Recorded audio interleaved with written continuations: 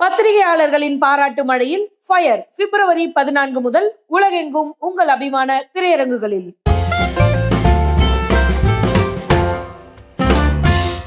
New ஃபில்மாலயா நேயர்கள் அனைவருக்கும் வணக்கம். தொடர்ச்சியா நம்ம எம்ஜிஆர் அவர்களுடைய வாழ்க்கையில நடந்து பல சுவாரஸ்யமான விஷயங்களை பார்த்துட்டு இருக்கிறோம்.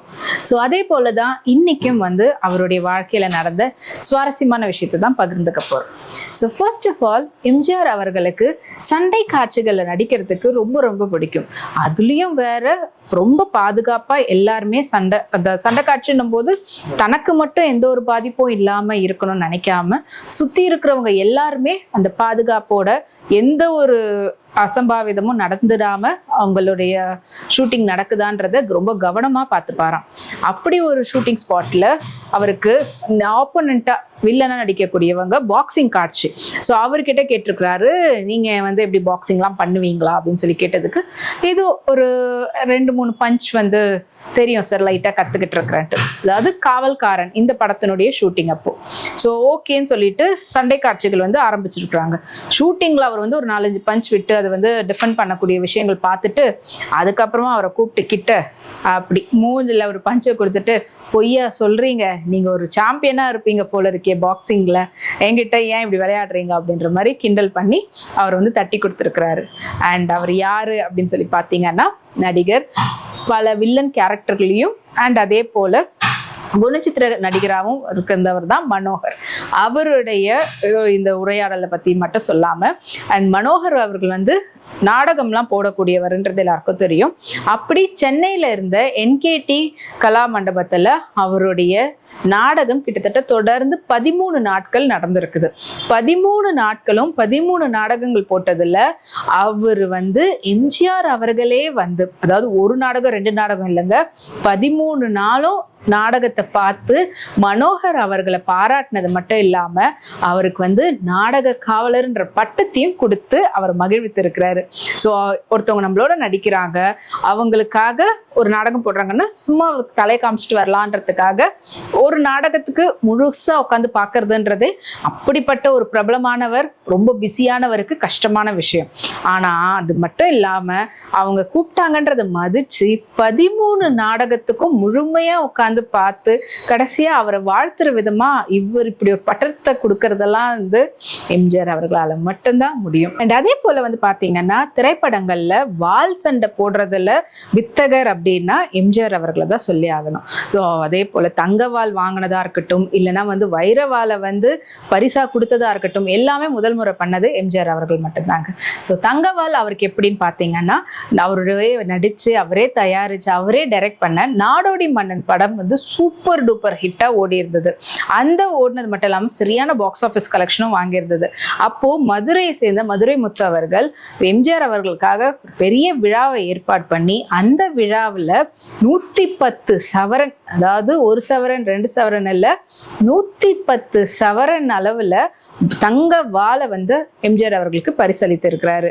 ஸோ அது மட்டும் இல்லாம அந்த தங்க வாழை இந்தியா சைனாவுக்கு சண்டை வரும்போது நாட்டினுடைய பாதுகாப்பு எல்லையில் இருக்கிறவங்களுக்கு திரள் நிதி, அதாவது நிதி கொடுக்கணுன்றதுக்காக அந்த வாழை ஏலத்துல விட்டு ஏலத்துல அந்த அமௌண்ட்டை நாட்டுக்காக டொனேட் பண்ணியிருக்கிறாரு எம்ஜிஆர் அவர்கள். ஸோ இது மட்டும் இல்லாம தங்கவால் கதை சொல்லிட்டேன். வைரவால் என்னன்னு பார்த்தீங்கன்னா, மூகாம்பிகை கோயிலுக்கு வைரவால் எம்ஜிஆர் அவர்கள் வாங்கி தெய்வத்துக்கே பரிசளித்து இருக்கிறாரு. ஸோ இந்த மாதிரி வாளுக்கும் அவருக்கும் இருக்கக்கூடிய பந்தம் பெரிய அளவில் இருக்குது. இன்னைய வரைக்குமே கூட பாருங்களேன், படத்துல அவர் வாள் சண்டை போடக்கூடிய காட்சிகளுக்கு அப்படி ஒரு பரவச நிலையில அவருடைய ரசிகர்கள் டிவியில பார்த்தா கூட கொண்டாடிக்கிட்டு இருப்பாங்க. அண்ட் இதே போல இன்னொரு விஷயம் என்னன்னு பாத்தீங்கன்னா, அதாவது எம்ஜிஆர் அவர்களை பொதுவாகவே சொல்லக்கூடிய விஷயம் என்னன்னா, படுத்துக்கிட்டே ஜெயிச்சவர் அப்படின்றதுதான் சொல்லுவாங்க. அதுக்கு முக்கியமான காரணம், அவரு ஃபேஸ் பண்ண 2 எலெக்ஷன்ல அவருக்கு உடல்நிலை சரியாத போது படுத்துக்கிட்டே ஜெயிச்சார். அதனால்தான் அவர் படுத்துக்கிட்டு ஜெயிச்சவர் அப்படின்னு சொல்லுவாங்க. அது முதல் வாட்டி எங்கன்னா, திமுக சார்பில் பரங்கி மலையில 1967 அவர் போட்டியிட்டாரு. அப்போ அவருக்கு, அதாவது பிரச்சாரத்துல அவர் போயிட்டுலாம் இருந்தாரு. அந்த சமயத்துல எம்.ஆர். ராதா அவர்களால சுடப்பட்டாருன்னு தெரியும். அதாவது என்னைக்குன்னு பார்த்தீங்கன்னா 12/1/67. அந்த சுடப்பட்டதுக்கு அப்புறமா அவருடைய இப்படியும் வெளியில பிரச்சாரத்துக்கு போக முடியாது. ஸோ கட்சி சார்பில் மற்றவங்கள தான் போகியிருக்கிறாங்க. இவர் வந்து உடல்நிலை குறைவு காரணமாக ட்ரீட்மெண்ட் எடுத்திருக்கிறாரு.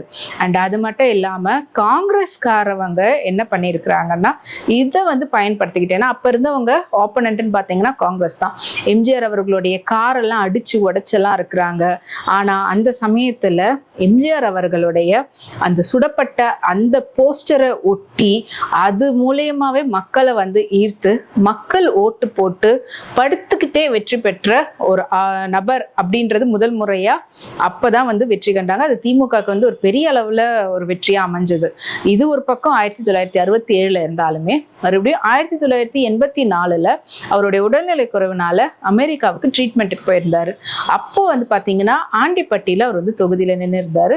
இந்த ஆண்டிப்பட்டியிலையும் இதே போல நேர்ல போகாம அமெரிக்கால அங்க ட்ரீட்மெண்ட்ல இருக்கும் போதே அவர் வந்து உடம்பு நல்ல சரியில்லைனாலும் மக்களோட அவர் எந்த அளவுக்கு அவருடைய அன்பை வெளிப்படுத்தி இருந்தாரு அப்படின்றது எல்லாருக்குமே தெரியும். அந்த அன்பை வச்சுக்கிட்டு மக்களும் வந்து திருப்பி அந்த அன்பை கொடுக்கறதுக்கான நேரம் சொல்லி அவருக்கு என்ன மாதிரி இருந்தாலும் நாங்க அவரோட இருக்கிறோம், அவர் நேர்ல வந்தாதான் அவருக்கு நாங்க ஓட்டு போடுவோம் கிடையாது. அவர் எப்படிப்பட்டவரா இருந்தாலும், அதாவது என்ன நிலைமையில எங்க இருந்தாலுமே சரி, எங்களோட அவர் எப்பவுமே வந்து கனெக்டடா தான் இருக்கிறாரு.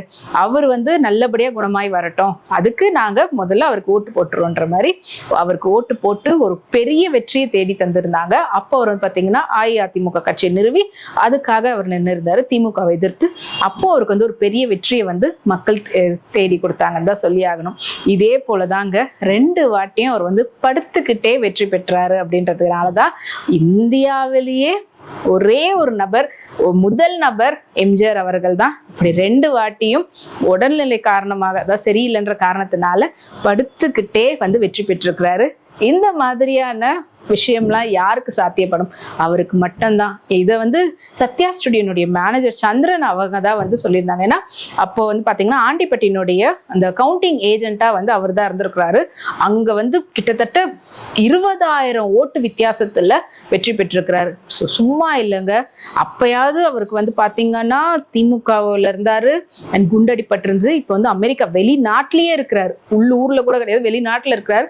இருந்தாலும் மக்களுக்கு மேல அவர் எவ்வளவு அதிகமான பாசம் வச்சிருந்தா அந்த மக்கள் வந்து இது வந்து அவருக்கு திருப்பி கொடுக்க வேண்டிய நேரம், அவரை வந்து நம்ம பார்த்துக்கணுன்றதுக்காக அந்த வெற்றியை தேடி கொடுத்துருப்பாங்க. ஸோ அவர் வாரி வாரி எல்லாருக்கும் கொடுத்துருக்கிறாரு. அவருடைய அன்பா இருக்கட்டும், பொருளா இருக்கட்டும், எல்லாத்தையும் சேர்த்தபடி திருப்பி கொடுக்கணும், அவருக்கும் பரிசளிக்கணும்ன்றதுக்காக மக்கள் கொடுத்த பரிசு தான் அந்த வெற்றி. ஸோ இது வந்து தொடர்ச்சியா அவர் பேர் சொன்னாலே இப்போ வந்து கொடுக்குற அளவுக்கு, அந்த வெற்றியை கொடுக்குற அளவுக்கு அவர் எல்லார் மனசுலயும் நீங்காம நின்று இருக்கிறாரு. இதே போல நிறைய விஷயங்கள் நிறைய பேருடைய வாழ்க்கையில நடந்திருக்குது. கண்டிப்பா நம்மளுடைய ஒவ்வொருத்தர் வாழ்க்கையிலையும் எம்ஜிஆர் அவர்களை பிரிக்கவே முடியாது. ஏதோ ஒரு விதத்துல அவர் நம்மளோட கலந்துதான் இருக்கிறாரு. ஸோ உங்களுக்கும் இதே போல எம்ஜிஆர் அவர்களோட இருக்கக்கூடிய நெருக்கமான விஷயங்கள், இல்லைன்னா இந்த விஷயம் நான் கேள்விப்படும் போது இப்படி ஆச்சரியப்பட்டேன், ஏன்னா நான் வந்து உங்களுக்கு எம்ஜிஆர் அவர்களை பத்தி இந்த விஷயத்த நீங்க இந்த நிகழ்வை பத்தி பேசுங்க நீங்க விருப்பப்படக்கூடியதை கீழே கமெண்ட்ஸ்ல சொல்லுங்க. அண்ட் அதே போல எம்ஜிஆர் அவர்களுடைய புகழ நான் போய் தான் இல்லை நீங்க போய் தான் பரப்பணும்லாம் கிடையவே கிடையாது. அவர் யாருமே நம்ம பரப்பவே தேவையில்ல. அவருடைய புகழ அவர் பண்ண நல்ல செயல்களே வந்து கொண்டு போய் மக்கள் கிட்ட சேர்த்து இருக்குது. அது வந்து எவ்வளவு காலங்கள், எவ்வளவு ஆண்டுகள், எவ்வளவு நாளானாலும் அது வந்து மறைக்கவும் முடியாது, மறக்கவும் முடியாது. ஸோ தொடர்ச்சியா இதே போல இன்னொரு சூப்பரான நிகழ்வோட உங்களை அடுத்ததுல சந்திக்கிறேன். அது வரைக்கும் நீங்க உங்களுக்கு உடனுக்குடன் நம்மளுடைய எம்ஜிஆர் அவர்களை பத்தியும் சரி நிறைய விஷயங்களை பத்தி தெரிஞ்சுக்கணும்னா நியூ ஃபில்மாலியா சேனலை சப்ஸ்கிரைப் பண்ணி எல்லா வீடியோஸும் பாருங்க. நன்றி, வணக்கம். இந்த வீடியோ உங்களுக்கு பிடிச்சிருந்தா லைக் பண்ணுங்க, கமெண்ட் பண்ணுங்க, ஷேர் பண்ணுங்க, சப்ஸ்கிரைப் பண்ணுங்க.